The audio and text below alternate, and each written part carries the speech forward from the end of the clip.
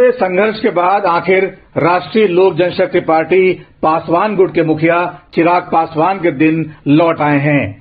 दिल्ली में गृह मंत्री अमित शाह से मुलाकात के बाद चिराग पासवान की पार्टी एनडीए में औपचारिक तौर पर शामिल हो गई और इसी के साथ ये भी तय हो गया कि चिराग बहुत जल्द केंद्र में कैबिनेट मंत्री बनेंगे।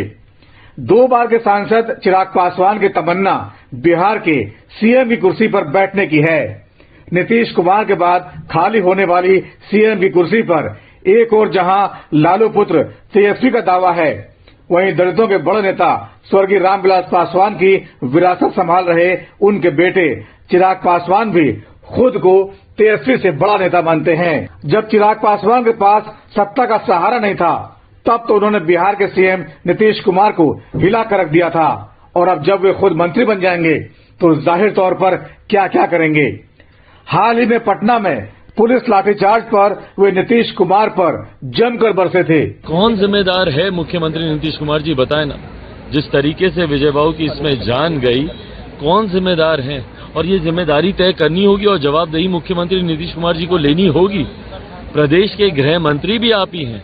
आप ही के प्रशासन के द्वारा ये बर्बरता से लाठी आपके आदेश पर चलाई गई। 31 अक्टूबर 1982 को जन्मे चिराग पासवान ने कंप्यूटर साइंस से पढ़ाई की, लेकिन युवावस्था में वे राजनीति से ज्यादा ग्लैमर की दुनिया की तरफ आकर्षित हो गए। इसीलिए उन्होंने फैशन डिजाइनिंग के जरिए फिल्मों की ओर रुख किया। 2011 में उनको लेकर एक फिल्म बनी थी, मिले न मिले हम। आज की सुपरस्टार एक्ट्रेस कंगना रनौत उस फिल्म में चिराग के साथ थीं। उसी फिल्म में सागरिका घाटगे और पंजाबी फिल्मों की बड़ी एक्ट्रेस नीरू बाजवा भी थीं। फिल्म के दौरान ही चिराग और नीरू बाजवा की दोस्ती प्यार में तब्दील हो गई। दोनों के किस्से फिल्मी मैगजीनों में छाए रहने लगे, लेकिन फिल्म रिलीज के बाद कोई खास कमाल नहीं दिखा पाई। उसके बाद नीरू बाजवा की उम्मीदें भी चिराग से टूट गईं। नीरू को लगता था चिराग एक मंत्री के बेटे हैं और उनके साथ कई फिल्मों में मौका मिलेगा। उस समय चिराग के पिता रामविलास पासवान यूपीए गठबंधन के साथ थे। जब फिल्मी कैरियर नहीं चला तो पिता के समझाने पर चिराग राजनीति में आ गए। उस समय लोक जनशक्ति पार्टी की स्थिति बिहार में अच्छी नहीं थी और पिता रामविलास की तबीयत भी ठीक नहीं रहती थी। इसीलिए पिता के समझाने पर चिराग फिल्मी दुनिया छोड़कर राजनीति में आए और नीरू बाजवा से उनका ब्रेकअप हो गया। चिराग ने आते ही पार्टी को संभालना शुरू कर दिया। आज पार्टी के भीतर भी एक गहन मंथन हुआ है, विस्तार में चर्चा हुई है। आज सुबह केंद्रीय गृह राज्य मंत्री आदरणीय नित्यानंद राय जी आए थे, उनके साथ भी कई विषयों पर चर्चा हुई है। पर मैं जब नीतीश कुमार ने मोदी के नाम पर एनडीए छोड़कर लालू का हाथ थामा, तो मौके का फायदा उठाकर एलजेपी एनडीए में शामिल हो गई। बताते हैं ये फैसला चिराग का ही था, क्योंकि सबको लगता था यूपीए में 10 साल मंत्री रहने के बाद चुनाव से पहले मोदी के साथ जाना सही फैसला नहीं होगा। लेकिन चिराग का फैसला सही साबित हुआ। मोदी की अगुवाई वाले गठबंधन के साथ 2014 में चिराग जमुई से चुनाव लड़े और आरजेडी प्रत्याशी सुधांशु शेखर भास्कर को 85,000 वोटों से हराया।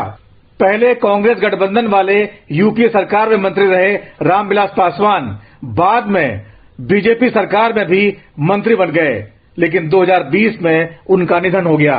इसके बाद पार्टी को संभालने की सारी जिम्मेदारी चिराग पासवान पर आ गई। बताते हैं अनुभव की कमी के चलते चिराग पासवान तब मनमर्जी फैसले लेने लगे थे, जिसका फायदा उठाकर चिराग के चाचा पशुपति पारस ने 6 में से 5 सांसदों का अलग गुट बना लिया और रामविलास की जगह खाली हुई सीट पर मोदी सरकार में मंत्री बन गए। चिराग को तब बहुत दुख हुआ। चिराग ने फिर खुद को संभाला और पीएम मोदी से संबंध बनाए रखे। इस बीच बिहार के सियासत में नीतीश बीजेपी के साथ थे और वे 2020 के विधानसभा चुनाव में चिराग के साथ गठबंधन नहीं चाहते थे। इसका चिराग को बहुत नुकसान हुआ, लेकिन बताते हैं बीजेपी ने इसका फायदा उठाकर अंदर खाने एलजेपी के जरिए नीतीश की पार्टी के बहुत से प्रत्याशियों के वोट कटवा दिए, जिससे नीतीश की सीटें बीजेपी से भी कम हो गईं।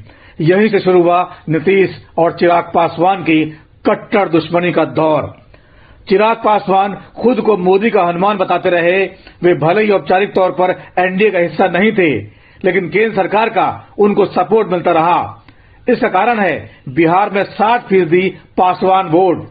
इसके अलावा दूसरी दलित जातियां भी लोक जनशक्ति पार्टी के खेमे में अपना भविष्य देखती हैं। जब नीतीश एक बार आरजेडी के पाले में आ गए और बीजेपी को 2024 के लिए सहयोगियों की जरूरत पड़ गई, तो चिराग पासवान को फिर एनडीए में मौका दिया गया। दिल्ली में गृह मंत्री अमित शाह से मुलाकात करके चिराग पासवान बाकायदा एनडीए में शामिल हो गए हैं। चिराग ने जमुई की जगह अपने पिता की सीट हाजीपुर मांगी है, जो अभी उनके चाचा पशुपति पारस के पास है। इस सीट पर दलित वोटों की संख्या बहुत ज्यादा है। बताते हैं बीजेपी ने चिराग को इस सीट देने का मन बना लिया है। अमित शाह से मुलाकात से पहले चिराग की बिहार बीजेपी के नेता नित्यानंद राय से कई दौर की बातचीत हो चुकी थी। कहा जा रहा है भाजपा ने साफ कर दिया है, हाजीपुर के साथ ही चिराग पासवान को कुल मिलाकर 5 लोकसभा सीट दी जाएगी। चिराग इन सीटों में से 2 पर अपने चाचा पारस के खेमे में गए 2 सांसदों को अपने खेमे में लौटाकर उम्मीदवार बना सकते हैं।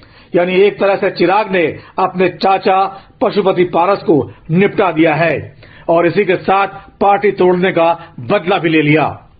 बताते हैं मोदी मंत्रिमंडल से भी पशुपति पारस की विदाई तय हो जाएगी। पारस का हाल ये है कि उनसे अब तक बीजेपी के किसी बड़े नेता ने सीटों के तालमेल को लेकर कोई बात नहीं की। नित्यानंद राय ने उन्हें बीजेपी की ओर से प्रस्ताव दिया था वे चिराग से समझौता कर लें, लेकिन पारस नहीं माने। इसके बाद बीजेपी के किसी बड़े नेता ने पारस से बात नहीं की। इसका मतलब यही है बीजेपी पारस को किनारे लगाने का मन बना चुकी है। तो अपने चाचा को निपटाने के बाद चिराग का अगला शिकार बिहार के सीएम नीतीश कुमार है। नीतीश कुमार की पार्टी के प्रत्याशियों को हराने के लिए चिराग रणनीतिक तौर पर अपनी पार्टी के प्रत्याशी उतारेंगे ताकि जेडीयू के वोटों में तगड़ी सेंध लगे। तो देखना है बिहार की राजनीति किस करवट बदलती है और चिराग पासवान कैसे आगे बढ़ते जाते हैं।